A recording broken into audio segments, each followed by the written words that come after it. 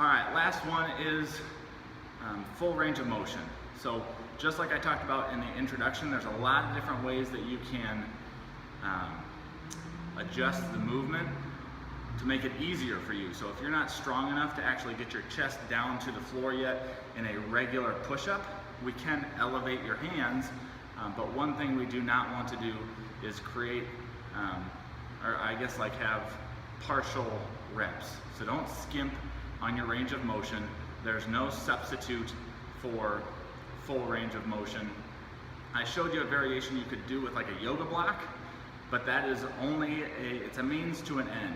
So you're doing that until we can get your chest down to the box. So same thing applies, range of motion.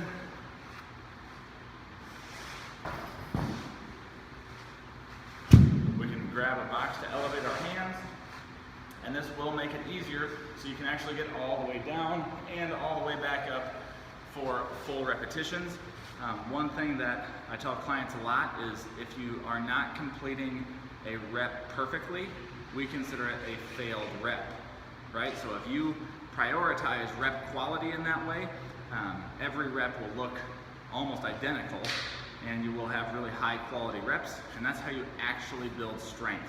If your reps are changing over time because you're faking it, like you're trying to act like you're getting lower, or you're trying to put chains on your back but you're not actually strong enough to get your chest down to the floor, you're not actually developing that strength through your chest and through your arms and through your core.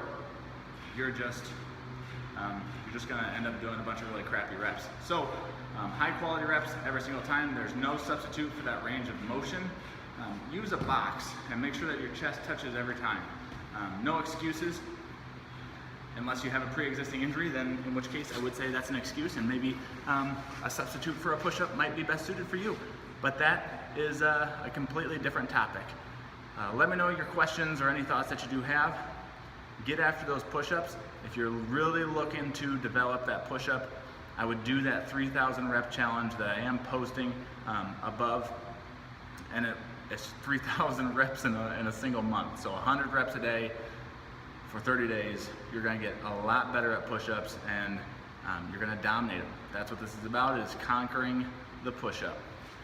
Talk to you later.